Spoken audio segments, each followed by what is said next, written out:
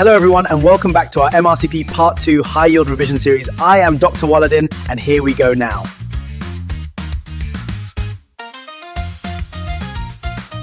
This video is intended for educational purposes only and reflects clinical guidelines commonly used in MRCP Ireland and UK standards and current medical practice at the time of creation.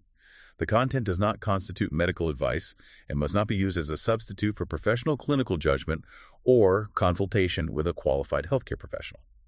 Clinical decisions should always be based on individual patient assessment, local policies, and the most up-to-date guidelines.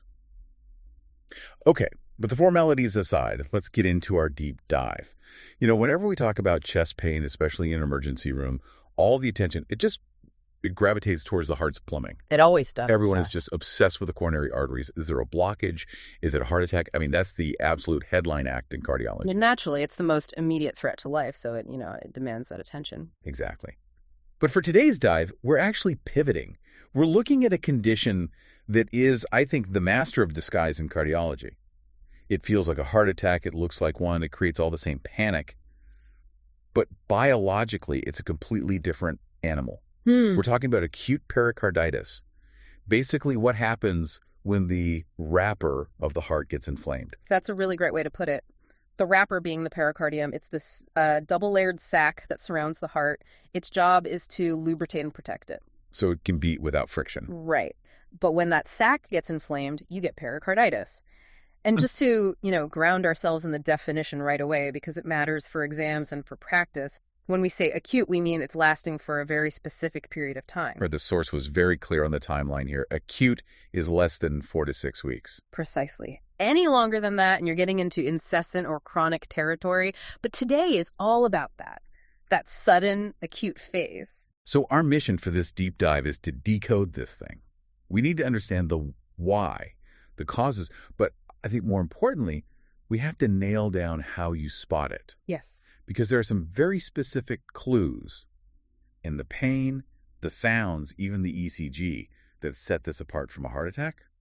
And then we have to talk treatment because there are some surprisingly strict rules, especially if you're an athlete. Oh, the athlete guidelines are a real wake-up call. It's not just take a few days off. Not at all. But okay, let's not get ahead of ourselves. Let's start with the why, the etiology. Yeah. What is actually causing this inflammation in the pericardial sac? I feel like in medicine, when we're not sure, the default is to just blame a virus. Well, in this case, that's actually pretty accurate. In developed countries, the vast majority of cases are either viral or what we call idiopathic. Which basically means we think it's a virus, but we couldn't find the specific one. You've got it. That's exactly right. And are there any usual suspects? Does the source name any particular viruses? It does, yeah. It specifically highlights the Coxsackie virus. As Coxsackie B, to be specific, it just has this attraction to cardiac tissue.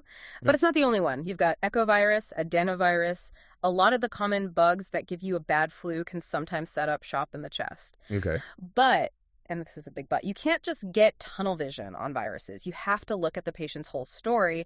Bacterial infections are a player too, specifically tuberculosis. TB. For some listeners, that might feel like a diagnosis from 100 years ago, but globally, it's still a massive issue. Huge. If you have a patient from an endemic area or with the history of TB and they show up with these symptoms, that has to be high on your list. The treatment is completely different. Right. Okay, so moving away from infections for a second, there's a cause that I find really interesting because it's all about timing. You can get pericarditis because you had a heart attack. This is the post-MI or post-myocardial infarction category. And you're right, it can be confusing because it happens in two completely different ways, depending on when it shows up. The timeline is everything. Okay, so let's walk through it. Scenario A. A patient has a major heart attack. They're in the hospital. A day or two later, they get this new kind of chest pain. That's the early phase. We're talking 1 to 3 days after the heart attack. We call this fibrinous pericarditis. Fibrinous. And why does it happen so quickly? What's the mechanism? It's a direct reaction. The heart muscle has died. That's the infarction. That dead tissue is sitting right next to the pericardium, and it causes this intense local inflammation. It's like if your neighbor's house is on fire, your wall's going to get hot. My neighbor's on fire. That's a perfect analogy. Yeah. Okay, so days 1 to 3, fibrinous. It's direct damage. What about scenario B? Patient goes home, they're recovering, and then weeks later they come back with chest pain. That is a totally different ballgame. That's the late phase happening weeks, even months after the event. This isn't direct irritation anymore. This is, well, it's the immune system getting confused. An autoimmune reaction. Exactly. It's an autoimmune reaction to the heart antigens that were released during the initial attack. The body starts attacking its own heart lining. And this has a specific name, doesn't it? The one that always comes up in exams. It does. That's Dressler's syndrome. Dressler's syndrome. Okay, so just to lock that in for you listening, early within days is fibrinous, late, weeks to months, is Dressler's, and that's autoimmune. Spot on. And just to round out the causes, we have to mention the systemic stuff. The heart doesn't exist in a vacuum. If the kidneys fail, a state called uremia. The toxins build up. Right, and those toxins can inflame the sac. Then there are things like hypothyroidism or connective tissue disease. You mean like lupus or rheumatoid arthritis? Yes, exactly. SLE and RA, they're systemic inflammatory diseases, so it makes perfect sense that they'd target the pericardium. And of course, we can't forget malignancy. Cancers like lung and breast can spread there, or even the radiotherapy used to treat them can cause it. So it's a huge list. Wow. From a common virus to kidney failure. But let's get clinical. Let's say a patient is right in front of you. They're clutching their chest. How do you start to think, maybe this isn't a heart attack? What are the clues in what they tell you? The history is almost always where you make the diagnosis. The tests just confirm it. The pain itself is different. It's typically described as pleuritic. Okay, let's unpack that word, pleuritic. It means the pain is sharp, it's stabbing, and it's directly linked to breathing. It gets much, much worse when you take a deep breath in or if you cough. Which makes sense physically, right? Okay. The lungs expand and rub against that inflamed sac. Exactly that. Whereas, classic heart attack pain is that pressure, that heaviness. Yeah. An elephant on the chest. And it's constant. But the real giveaway, the thing that should make your ears perk up immediately, is the positional aspect. The lean. The lean. The patient will say something like, "Doc, I can't lie flat. It's agony. But if I sit up and lean forward, it gets better." I love when a physical sign has a clear mechanical reason. Why does leaning forward help? It's just gravity. When you lie back, the heart and the inflamed sac fall back and press against the pleura and other structures. When you lean forward, the heart swings away, creating space and relieving that pressure. That's such a great clinical pearl. If your patient won't lie down for the exam, start thinking pericarditis. Absolutely. So we have the sharp breath-related pain and the relief from leaning forward. Anything else? You might see other systemic signs. Remember, it's often viral, so they might have a fever, muscle aches. A non-productive cough is common too, and they can feel short of breath mainly because it just hurts too much to take a proper breath. And with the stethoscope, what are you listening for? The pericardial friction rub. I've heard it described as the sound of walking on fresh snow. Or leather rubbing on leather. It's a very scratchy, high-pitched sound. It's happening because those two inflamed layers of the sac, which should be smooth, are now like sandpaper grinding against each other with every single heartbeat. Is it always there? No, that's the tricky part. It can be transient. It can come and go. Best way to hear it is with the patient. You guessed it, leaning forward. Okay, so the suspicion is high. But suspicion isn't enough. We need data. We have to definitively rule out a heart attack.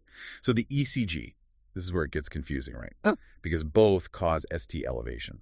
This is the classic trap. You see ST elevation and you think, heart attack. But you have to look closer at the shape and the distribution of that elevation. Let's do distribution first. In a heart attack, one specific artery is blocked, so the damage is local to one part of the heart. You'll see the ECG changes in, say, the inferior leads or the anterior leads, but not everywhere at once. The specific territory. Right, but with pericarditis, the whole sac is on fire, so the inflammation is global. You see ST elevation in pretty much all the leads. So local is a plumbing problem, a heart attack. Global's a wrapper problem, pericarditis. What about the shape? The source uses the term saddle-shaped. That's the key visual. In a heart attack, the ST segment usually bows upward, it's convex. It looks like a frown or a tombstone. In pericarditis, it scoops upward, it's concave, it looks like the seat of a saddle. A frown for heart attack, a saddle, or a smiley face for pericarditis. That's a great mnemonic. But is there anything on the ECG that is really specific? The one marker that just screams pericarditis? Yes. PR depression. Explain that. So the PR segment on the ECG reflects the atria, the top chambers. The inflammation there causes that segment to sag down, to depress below the baseline.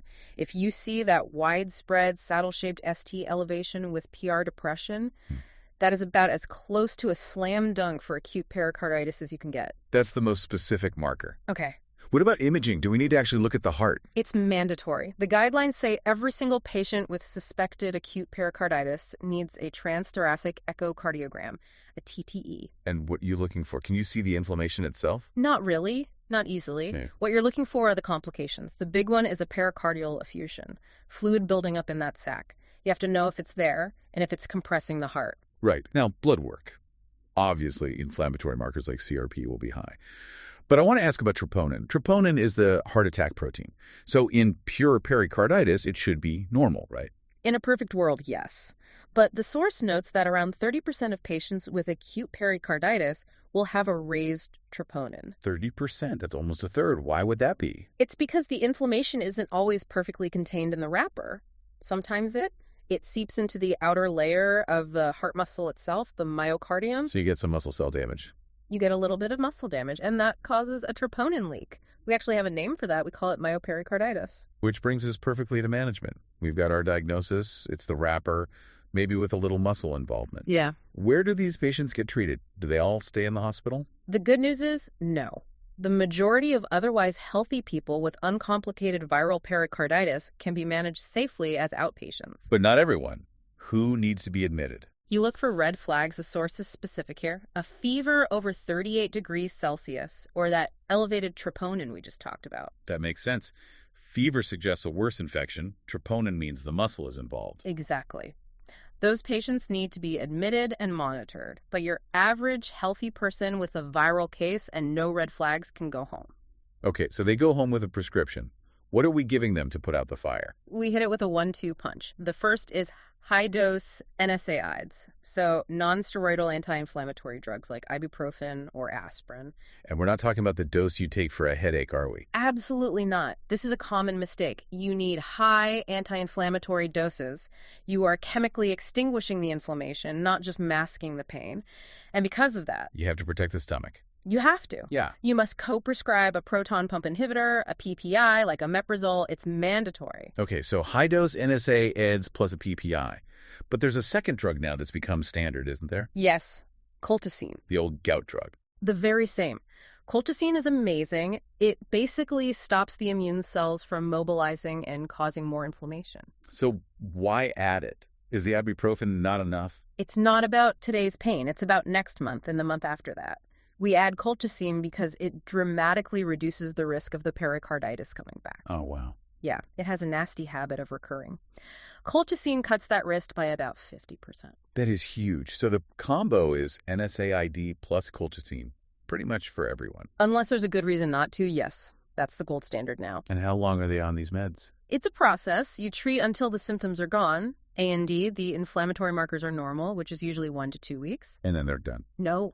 You can't just stop cold. You have to taper the dose down slowly over another 2 to 4 weeks to prevent a rebound. So this could be a month or more of treatment. Okay, now for the part I think patients struggle with the most, lifestyle, activity. The restrictions, yeah, nobody likes this part. So you have a young, fit person. They feel better after a few days of meds. They want to go for a run. You have to tell them. Absolutely not. The rule is very clear. No strenuous physical activity until all the symptoms have resolved and the inflammatory markers are back to normal. Why? What's the risk if they feel okay? The risk is that exercise cranks up the heart rate and the workload. If there's any lingering inflammation, you can make it worse. You can even cause it to spread deeper into the muscle, turning a simple pericarditis into a much more serious myocarditis. It's like pouring fuel on the fire. And for competitive athletes, it's even more strict, right? The guidelines are, well, they can be career-altering. They are. For a diagnosed athlete, the recommendation is no training, no competition for a minimum of 3 months. 3 months? That's a whole season for some sports. It's a huge deal, but it's based on the very real risk of sudden cardiac death. If there's any myocardial involvement, strenuous exercise can trigger a fatal arrhythmia. The heart just needs complete rest to heal. And that 3 months is just the start, isn't it? It's not a guarantee. It's the minimum. At the end of that period, they have to be fully reevaluated. Normal CRP, normal ECG, normal echo. Only then can they even think about a gradual return to play. It really hammers home how serious this is. We think of viral things as just a sniffle or a bug, but a virus attacking the heart is a major biological event. Absolutely. You cannot negotiate with an inflamed pericardium. You have to respect the biology and give it time. I think that's a great place to sort of bring the clinical picture together. Let's do a quick summary for anyone listening. The high yield points from this deep dive. Okay, let's do it. Number 1, the cause is usually viral, like Coxsackie. And remember the post-heart attack types. Early is fibrinous, late is Dressler's. Number 2, the pain. It's sharp, worse with breathing, and this is the key. It's relieved by sitting up and leaning forward. 3, the sound, that pericardial friction rub, like leather on leather. 4, the ECG. Look for that global saddle-shaped ST elevation with a very specific PR depression. 5, the treatment, high-dose NSAIDs plus colchicine to prevent it from coming back. Yeah. And don't forget that stomach protection. And finally, 6, lifestyle. No exercise for anyone until they are clear. And for athletes, it's a mandatory 3-month benching. That's it in a nutshell. Perfect. And I'll leave you with a final thought on this. We live in this culture of, biohacking and pushing through the pain. But pericarditis is such a powerful reminder from our own biology that sometimes the most advanced, most sophisticated thing you can do for your body isn't some new workout. It's just stopping. It's the discipline of rest. Well said. Your heart beats over 100,000 times a day for you. When its wrapper is sick, it definitely deserves a break. Thanks for joining us for this deep dive. We'll catch you on the next one. Goodbye, everyone. If you like this series, please hit the like button and subscribe for videos like this. Bye for now.